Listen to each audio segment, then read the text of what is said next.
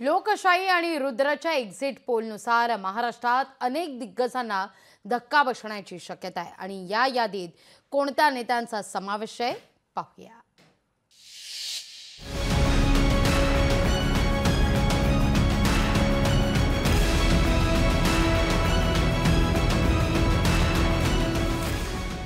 अनेक दिवसांपासून सुरू असलेल्या प्रचाराचा धुरळा शांत झाल्यानंतर राज्यातील 288 मतदारसंघात मतदान पार पडलं।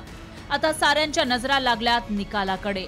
त्यातही राज्यातील दिग्गज नेत्यांची धाकधूक वाढली आहे। लोकसभेच्या निकालाचे बहुतांश खरे ठरलेले एक्झिट पोल दिल्यानंतर लोकशाही मराठी आणि रुद्रनं आता विधानसभेसाठी दिलेल्या एक्झिट पोलनुसार महाराष्ट्रात अनेक दिग्गजांना धक्का बसण्याची शक्यता आहे। यामध्ये अनेक प्रस्थापितांच्या नावाची चर्चा आहे। नाशिकच्या येवल्यातून छगन भुजबळांना पराभव सहन करावा लागण्याची शक्यता आहे। नांदगावमधून अपक्ष उमेदवार समीर भुजबळ यांनाही पराभवाचा सामना करावा लागण्याची शक्यता आहे। मुंबईच्या चांदिवलीमधून शिवसेनेचे उमेदवार दिलीप लांडेंना पराभव सहन करावा लागू शकतो। मुंबईच्या वांद्रे पूर्वमधून निवडणुकीच्या रिंगणात उतरलेले वरुण सरदेसाई यांना पराभव सहन करावा लागण्याची शक्यता आहे। पुण्यातील आंबेगावमधून राष्ट्रवादीचे दिलीप वळसे पाटील यांचा पराभव होण्याची शक्यता आहे। मुंबईच्या मानखुर्द शिवाजीनगरमधून राष्ट्रवादीचे नवाब मलिक पराभूत होऊ शकतात। नवी मुंबईच्या बेलापूरमधून शरद पवारांच्या राष्ट्रवादीचे संदीप नाईक यांचा पराभव होण्याची शक्यता आहे। बुलढाण्याच्या चिखलीमधून भाजप उमेदवार श्वेता महाले पराभूत होण्याची शक्यता आहे।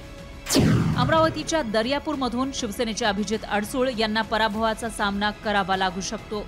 मुंबईच्या जोगेश्वरीमधून मनीषा वायकर यांना पराभव सहन करावा लागण्याची शक्यता आहे। मुंबईच्या अंधेरी पश्चिमेतील भाजपचे उमेदवार अमित साटम यांचा पराभव होण्याची शक्यता आहे। दरम्यान मराठ्यांना ओबीसीतून आरक्षणाची मागणी करणारे मनोज रांगेंनी प्रस्थापितांना धक्का देण्याचं आवाहन मराठा समाजाला केलं होतं। लोकसभेप्रमाणे विधानसभा निवडणुकीत मात्र जरांगे फॅक्टरचा प्रभाव जाणवला नाही असं एक्झिट पोल सांगत असले तरी भुजबळांच्या पराभवाची शक्यता वर्तवली जात असल्यानं जरांगेंचा जणू पण पूर्ण झालाय की काय अशी चर्चा रंगली आहे। यंदाच्या विधानसभा निवडणुकीत राज्यात 65.61% मतदान झालंय। मतदानाचा वाढलेला टक्का प्रस्थापितांना धक्का देण्यासाठी असतो असा समज आहे।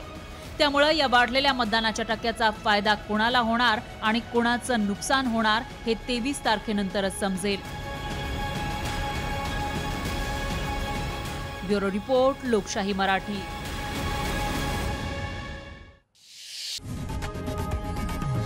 लोकशाही मराठी ऐका, पहा, जागरूक रहा।